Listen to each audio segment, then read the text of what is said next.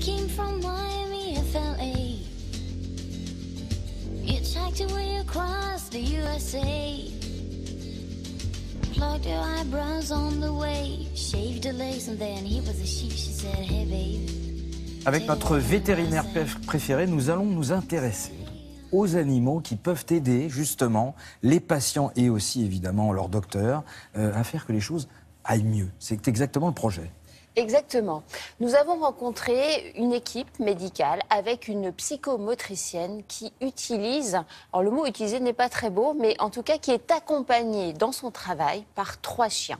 L'objectif, c'est de faire ce que l'on appelle de la médiation animale. On s'est rendu compte, on le sait aujourd'hui, ça a été vraiment démontré, que la présence d'un animal dans un environnement médical, qu'il s'agisse d'enfants, de personnes ayant un handicap mental, un handicap physique ou de personnes âgées, eh bien la présence de l'animal va apporter soit une aide très précieuse aux soignants en aidant à la rééducation, soit limiter une évolution négative du patient. Vous n'avez pas les problèmes liés quand même à l'hygiène, parce que vous faites rentrer les... Oui, mais là, par exemple, c'est dans une maison de retraite, mais même aujourd'hui dans les hôpitaux, notamment pour accompagner des enfants qui souffrent de cancer, eh bien, les structures se sont rendues compte que l'animal était à un tel point positif pour l'enfant, pour son bien-être, pour l'aider à penser à autre chose qu'aux soins et même pour accepter certains soins difficiles, qu'on met en place tout le système nécessaire pour pouvoir les accueillir dans des conditions sanitaires évidemment satisfaisantes par rapport au traitement.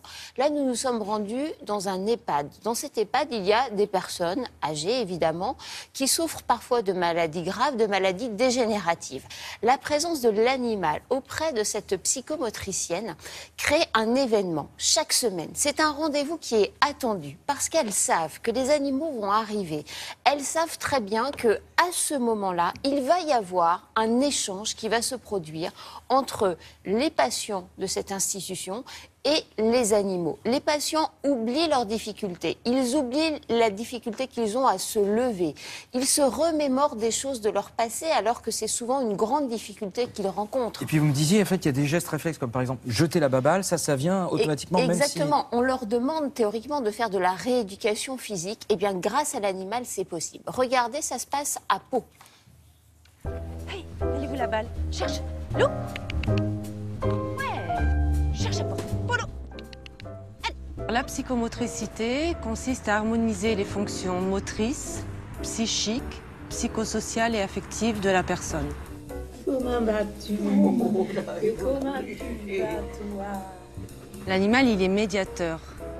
Il est médiateur entre la personne qu'on rencontre et le thérapeute. Madame l'homme, comment il s'appelle ce chien? Il a un collier bleu et son nom commence par la même lettre. Bill. Bill. Il participe en fait à la communication entre le thérapeute et la personne concernée.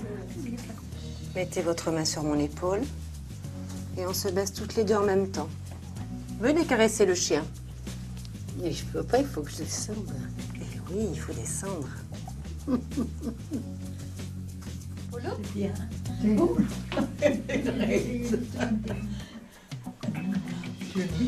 Tu sais. Les personnes, elles n'ont pas l'impression de travailler, d'être en rééducation.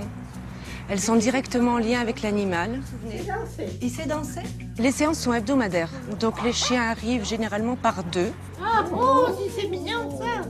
On commence généralement par Polo, qui se présente, qui suggère le maternage. Vous avez eu des chiens? Ça favorise vraiment l'élan gestuel, tout ce qui est comportement affiliatif, les caresses, les sourires. Il est très grand, ton câlin. Est-ce que tout le monde a une main disponible? Moi j'en ai 2.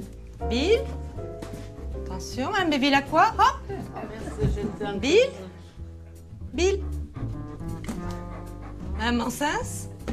Ouais. Les personnes parlent plus aux chiens qu'à moi. Et ça me permet aussi de comprendre leurs difficultés au moment de la rencontre. Lancez. Allez, Polo, porte. Ah. Allez, porte, Polo. C'était bien ça? Je sais pas. Ce que vous aviez en main tout à Je me l'heure. rappelle pas. Polo? Alors? Oui. C'était celui-ci? Oui. Oui. Oui, la vache, c'est jaune. Dis-le à maman que tu voulais la vache jaune. Quelquefois, on a du mal à identifier ce qui leur arrive parce qu'ils ont des difficultés à s'exprimer. Et à travers l'animal, la parole se libère. Et en s'identifiant à l'animal, pour nous, ça nous donne vraiment des pistes, des indications de travail. Vous avez vécu avec des chats, surtout. Avec des chats et des chiens. Et des chiens. Oui.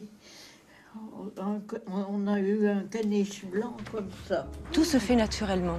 Elles me disent elles-mêmes, tiens, c'est des gestes que je n'avais pas fait depuis longtemps. Le bras, lancé. Joli. 1, 2, 3. Mes chiens sont facilitateurs de l'expression émotionnelle. Bon, on va demander à Apollo de vous dire au revoir. Ah, lui aussi dire au revoir. Hein. Au revoir.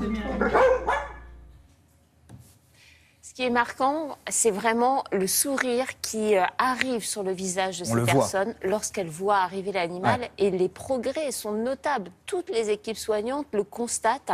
Ces personnes font des choses qu'elles ne faisaient plus grâce à l'animal. Et aussi, elles expliquent leurs propres problèmes en parlant de l'animal. Par exemple, quand elles sont fatiguées, elles disent « le chien est fatigué ». Ça veut dire, voilà, la séance est terminée. Ou alors « ah, aujourd'hui, il ne va pas très bien, j'ai l'impression qu'il n'a pas le moral ». Ça veut dire « moi, je ne vais pas très bien ». Donc, c'est vraiment un moyen de faciliter le contact avec des personnes qui sont un petit peu refermées sur elles-mêmes. Une belle idée, donc on peut développer un petit peu partout. Merci beaucoup, Natacha.